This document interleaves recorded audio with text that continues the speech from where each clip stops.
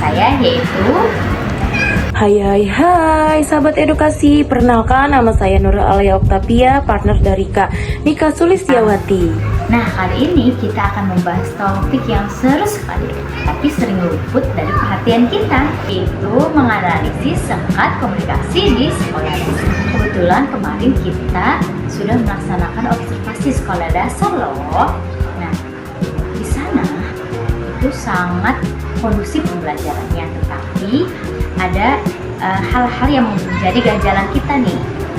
Ya, tapi sebelumnya kita akan membahas edukasi kali ini tidak hanya berdua saja, tetapi ada narasumber yang sangat luar biasa.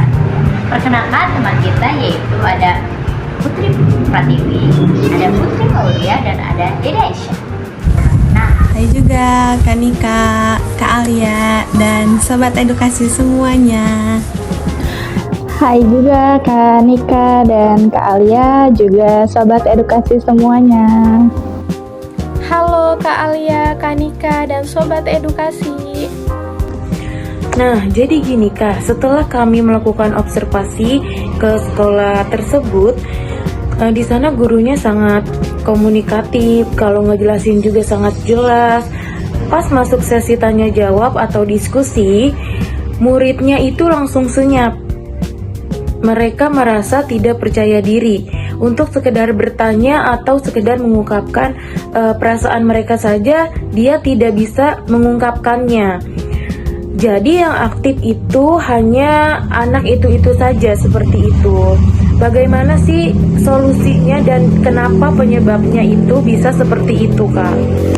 Baik, untuk Kak Alia, itu sebenarnya peristiwa yang pastinya itu sering kita temui ya, apalagi sebagai guru, baik di sekolah dasar ataupun di tingkat-tingkat atasnya. Itu kadang suasana diskusi yang tidak aktif itu sering sekali terjadi. Nah, hal ini itu bisa didasari dengan beberapa faktor. Ya, di antaranya itu yang pertama bisa dari kepercayaan diri sang peserta didik. Jadi kepercayaan diri dia itu belum muncul sepenuhnya. Dia masih merasa kalau aku ngomong jawabannya betul atau enggak ya. Nanti kalau aku salah, aku dimarahin nggak ya sama ibu guru atau sama bapak guru? Nah, terkadang rasa-rasa seperti itu tuh yang muncul di dalam pikiran mereka, sehingga mereka itu tidak bisa langsung berkomunikasi dalam sebuah forum diskusi. Atau bisa juga komunikasi dua arah yang terjadi di dalam kelas tersebut itu belum kondusif atau belum maksimal, baik dari guru ke siswa atau antara siswa dengan siswa di dalam kelas itu sendiri, sehingga menjadikan ruang diskusi itu menjadi belum aktif. Atau ada lagi misalkan karena memang, apalagi ini yang terjadi itu yang Kakak Kanika dan Kak Alia lakukan itu di pengamatan siswa kelas 2, di mana siswa kelas 2 ini baru beranjak satu tingkat di atas kelas 1, yang mana notabene mereka itu baru menginjak dunia sekolah dasar ya, yang sebelumnya hanya bermain di playgroup atau di TK, mereka menginjak ke sekolah dasar di mana di situ masih diperlukan adaptasi. Jadi sebenarnya untuk siswa kelas 2 ini belum dianjurkan membuka forum diskusi gitu. Ya, karena mereka itu memang belum standarnya mengikuti forum-forum diskusi, kecuali kalau misalkan forum-forum diskusinya itu yang ringan ya, yang masih pertanyaan basic atau tanya jawab secara lisan gitu ya, secara spontan, mungkin mereka itu sudah bisa. Tapi kalau misalkan forum diskusi yang formal atau misalkan mereka berdiskusi kita membuka diskusi gitu ya, memberikan pendapat atau apa, mereka itu mungkin masih belum memahami secara penuh bagaimana diskusi itu berjalan, atau bahkan mereka belum tahu diskusi ini tuh kita harus ngapain sih gitu. Jadi itu sih beberapa faktornya. Nah, ini juga menjadi tantangan bagi seorang guru ya, apalagi kita ya sebagai calon guru di sekolah dasar. Nah, ini tuh menjadi tantangan bahwa kita itu tidak hanya terfokus pada siswa pemahaman materi, tapi kita juga harus memantik bagaimana komunikasi siswa itu berjalan, berkembang sesuai dengan usianya dan kesiapan mentalnya juga gitu. Jadi tidak hanya kita mematoki anak harus paham materi kelas 2 dari semester 1 A, B, C, D, E, itu semester 2 dan seterusnya, tapi komunikasi mereka tidak kita latih. Nah, itu sama saja kita belum mengembangkan diri siswa itu dengan maksimal gitu. Nah, betul banget, makanya analisis kembali salah satu kekurangannya yaitu adalah interaktifnya. Jadi harus ditingkatkan kembali. Kalau cuma mengandalkan penjelasan satu arah, anak-anak cenderung pasif, tidak aktif, dan pastinya jenuh di kelas. Nah, kira-kira strategi konkret apa sih nih yang bisa dipakai guru untuk anak itu lebih aktif dan supaya anak itu tidak takut ngomong? Metodenya itu diubah ke game based, kerja kelompok kecil. Jadi misalnya menggunakan metode think, pair, share, berpikir, berpasangan, dan berbagi. Jadi anak-anak itu dibagi menjadi dua kelompok, lalu habis itu diajak mereka itu untuk membicarakan dan mendiskusikan tentang materi.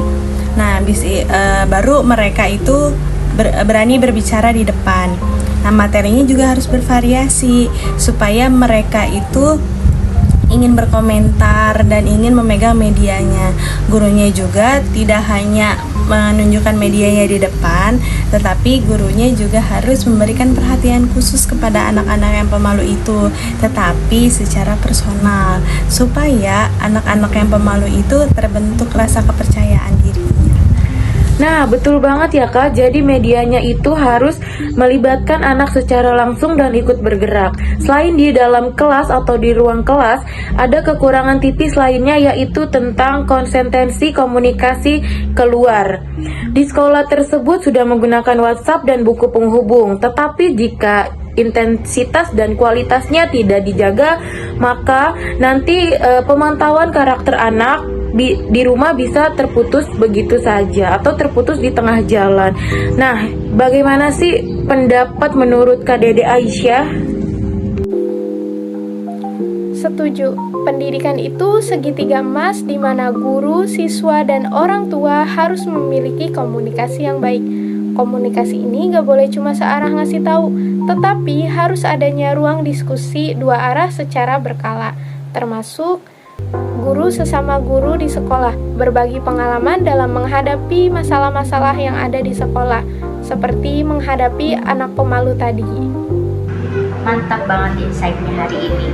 Jadi kesimpulannya, teman edukasi, sekolah yang komunikasinya sudah berjalan dengan baik tetap harus dievaluasi karena kita sudah punya fondasi lingkungan, belajar yang kondusif, tinggal bagaimana kita mengoptimalkan keaktifan siswanya agar lebih berani bersuara dan tidak takut berbicara lagi atau mengungkapkan pendapatnya kepada guru, agar pembelajaran di kelas itu menjadi aktif, kreatif, inovatif, dan bisa tersampaikan dengan baik. Teman-teman edukasi sekalian, kita sudah berada di penghujung sesi diskusi kali ini.